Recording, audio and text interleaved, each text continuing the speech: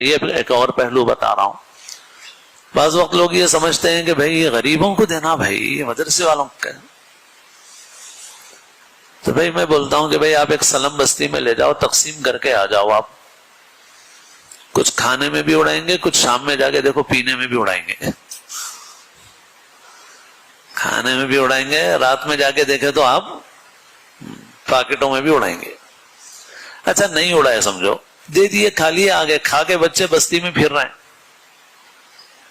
بچے وہ کھا کے بستی میں پھر رہے ہیں. کیا فائدہ ہوا وہ بچوں کا؟ صرف کھانے کا فائدہ ہوا نا.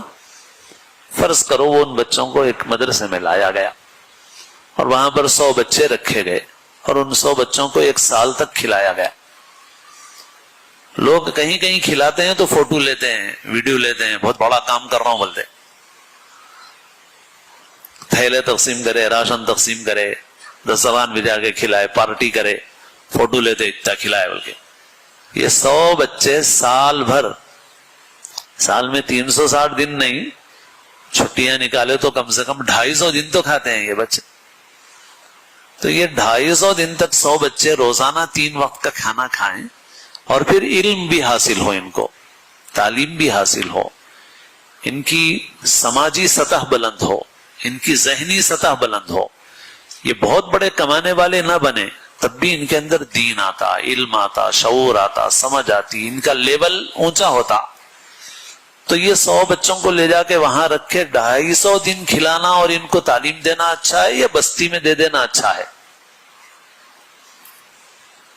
تو بہرحال البتہ ہماری ذمہ داری ہے کہ ہم معلوم کریں کہ کون سے ادارے ڈھنگ سے کام کر رہے ہیں، صحیح کام، اور جو ادارے صحیح کام کر رہے ہیں صحیح. تو السلام علیکم ورحمۃ اللہ وبرکاتہ. دوستوں، میں نفیس اکبر قاسمی 7 جنوری 2026 کو سماج نیوز سروس کے ایک اخباری تراشی نے اہل علم کو چونکا دیا.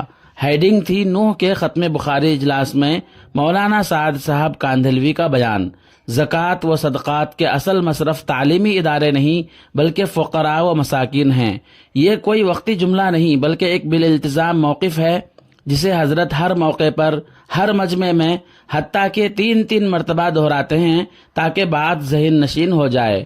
سوال یہ ہے، ختم بخاری جیسے مقدس اور علمی اجلاس میں جہاں آخری حدیث کی شرح ہونی چاہیے تھی، کتاب بند کر کے اس موضوع کو چھیڑنا کیوں ضروری سمجھا گیا؟ یہ بیان اگرچہ بظاہر خواص کے درمیان تھا مگر مجمع میں عوام بھی موجود تھے اور جگہ تھی نوح یعنی میوات، جہاں عوام حضرت جی کے کلام کو حرف آخر بلکہ بعض اوقات وہی مطلوع کا درجہ دیتی ہے. یہ محض ایک فقہی اختلاف نہیں بلکہ اہل مدارس کے خلاف ذہن سازی، اکابرین امت کے متفقہ فتاوی کی نفی، تحریف دین کی خطرناک شکل اور مدارس اسلامیہ کی معاشی بنیاد پر کاری ضرب ہے. یاد رہے کہ دارالعلوم دیوبند، مظاہر العلوم سہارنپور اور بر صغیر کے جملہ بڑے مدارس کی بنیاد ہی صدقہ و زکوٰۃ پر رکھی گئی. تاریخی حقیقت یہ ہے کہ بانی تبلیغ حضرت مولانا الیاس کاندھلوی رحمۃ اللہ علیہ شیخ الہند کے شاگرد، دارالعلوم دیوبند کے فاضل، مظاہر العلوم کے تربیت یافتہ، ان کے بعد مولانا یوسف کاندھلوی رحمۃ اللہ علیہ، مولانا انعام الحسن کاندھلوی رحمۃ اللہ علیہ، شیخ الحدیث مولانا زکریا کاندھلوی رحمۃ اللہ علیہ، کسی ایک سے بھی ایسا بیان منقول نہیں. پھر آخر یہ موقف ابھی کیوں اور بار بار کیوں؟ اس سے بھی زیادہ حیرت انگیز بات یہ ہے کہ اسٹیج پر موجود علماء نے نہ سوال کیا، نہ اعتراض، نہ تردید. پھر 2 ہی صورتیں بنتی ہیں.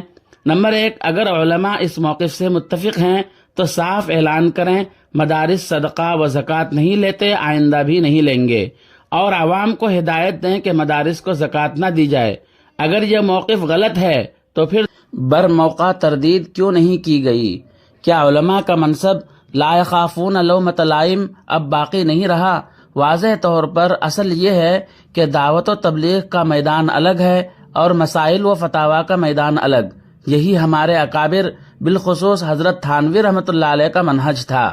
ماضی میں میوات کے اکابر علماء مرکز نظام الدین جا کر کھلے لفظوں میں غلط بیانات پر رجوع کرواتے تھے اور کہتے تھے بات مجمع میں ہوئی ہے تو رجوع بھی مجمع میں ہونا چاہیے. آج وہی جرأت، وہی غیرت دینی، وہی اجتماعی موقف کہاں ہے؟ الغرض دارالعلوم دیوبند کا 2018 کا موقف اور حضرت مفتی ابوالقاسم نعمانی صاحب دامت برکاتہم کا حالیہ بیان بالکل درست ثابت ہو رہا ہے۔ اگر آج بھی خاموشی رہی تو اندیشہ ہے کہ ہم سم بکم عمی فہم لا یعقلون کے مصداق نہ بن جائیں۔ اب بھی وقت ہے، علماء میوات اکابر کے نقش قدم پر چلیں اور دین متین کی حفاظت کے لیے متحد ہو کر کھڑے ہوں۔ حضرت جی کے بیان کے مطابق اگر مدارس دینیہ زکوٰۃ و صدقات کے مستحق نہیں ہیں تو پھر دارالعلوم دیوبند کا فتویٰ اس سلسلے میں کیا کہتا ہے، آئیے ہم وہ بھی دیکھتے ہیں۔ چنانچہ کسی سائل کا سوال ہے، کیا مدارس میں زکوٰۃ دے سکتے ہیں؟ اگر دے سکتے ہیں تو ان مدارس کی کیا شرائط ہیں؟ بہت سے مدارس میں تو بیرونی طلباء 8 یا 10 تک ہوتے ہیں، سارے محلے والے صاحب نصاب ہیں اور اساتذہ کی تعداد 8 یا 10 ہے۔ ایسی صورت میں مدارس کی تنخواہ اور دیگر اخراجات زکوٰۃ کے روپے سے جائز ہیں۔ بہت سے مدارس میں تو بیرونی طلباء ہی نہیں، محلے والے یا بستی ہی کے بچے پڑھتے ہیں، ایسے مدارس میں زکوٰۃ دے سکتے ہیں؟ دارالعلوم دیوبند کے مفتیان کرام نے جواب دیا ہے، بسم اللہ الرحمن الرحیم، زکوٰۃ کی رقم سے اساتذہ کی تنخواہیں دینا اور مدرسے کے دوسرے اخراجات پورے کرنا جائز نہیں ہے۔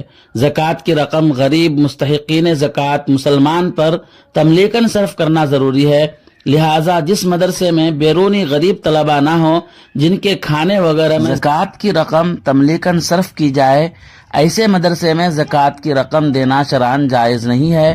ہاں اگر مدرسے میں تعلیم کی فیس مقرر ہو اور بعض مقامی طلباء غریب ہوں جو فیس ادا نہ کر سکیں تو ایسے طلباء کو زکوٰۃ کی رقم وظیفے کی شکل میں دے کر ان سے مدرسے کی تعلیمی فیس وصول کرنا جائز ہوگا، اور ایسے غریب طلباء کی تعلیمی کفالت کے لیے مدرسے میں زکوٰۃ کی رقم سے چندہ دینا درست ہوگا۔ واللہ تعالی عالم۔ دارالفتہ دارالعلوم دیوبند۔